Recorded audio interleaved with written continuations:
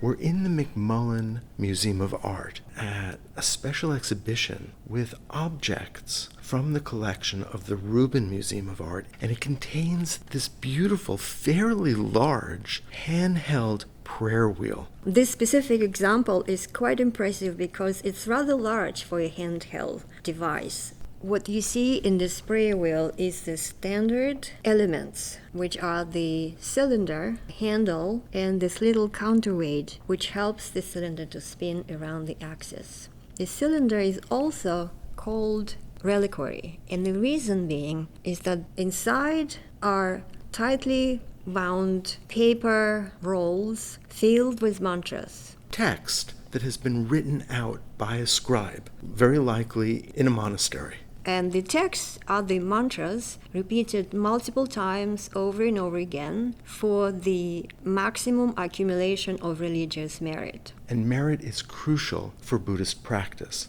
I call merit an investment in the future life, because during this life you have the opportunity to accumulate as much merit as possible so you can reap benefits in this life, but most importantly in the next life. And in that way move closer to the ultimate goal, which would be enlightenment. Yes, enlightenment or awakening. That is breaking the cycle of death and rebirth, what is known in Buddhism as samsara.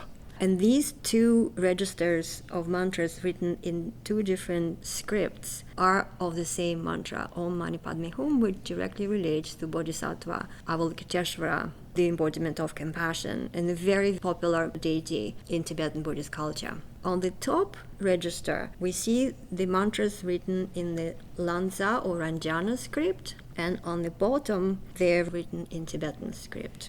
And each syllable is in this little arch or mandorla, if you will, which reflects the respect for the syllables themselves.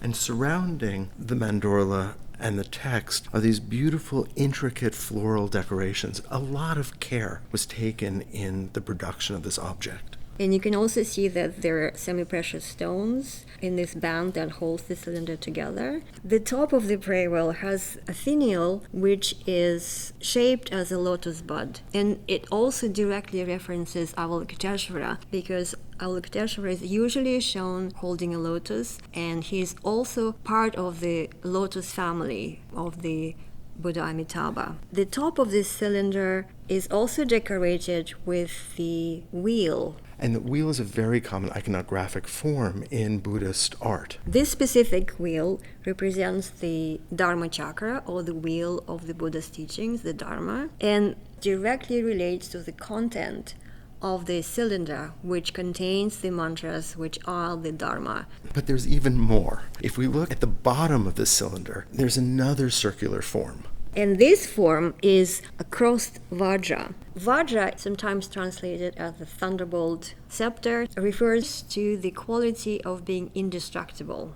The counterweight is actually a very interesting invention. When you hold it, it really helps the wheel to turn. So the wheel that we're seeing here, in this case, in the museum, is divorced from its use. And to really understand this object is to understand it within the hand of a practitioner. What usually happens in Tibetan culture is that people would go around sacred sites or stupas, having in one hand a prayer wheel, and in another hand a string of prayer beads. And they would recite mantras, counting them on their beads, at the same time turning the wheel, and at the same time walking around the sacred object and sacred site in a practice called circumambulation. And all of these three actions of the speech, through reciting mantras, of the body, through turning the wheel and walking around, and the right intention, are creating positive karma in body, speech, and mind. Tibetan prayer wheels come in many shapes and sizes. In this case, the action is powered by the hand, but prayer wheels can also be activated by the elements, by wind, water, sometimes fire. So really any technology can be used to turn these objects. These days you can get a prayer wheel with a solar panel, and you can put it on the dashboard and it will be working, accumulating merit on your behalf. But you have to have a good intention, of course. And there are also gigantic prayer wheels that are filled with millions of mantras. And the way to turn it is only through working together with other people. The origins of prayer wheels are not fully understood. We don't really know definitively where the idea of prayer wheels comes from. Consensus seems to be that having something revolving around the axis that contains Buddhist text comes from the so-called revolving scripture depositories in Chinese monasteries. So when the person is walking around a stupa or a temple, turning the prayer wheel and reciting mantras, and also counting these mantras that they recite on their prayer beads, they are committing these actions of body, speech, and mind to accumulate good karma, increase their merit.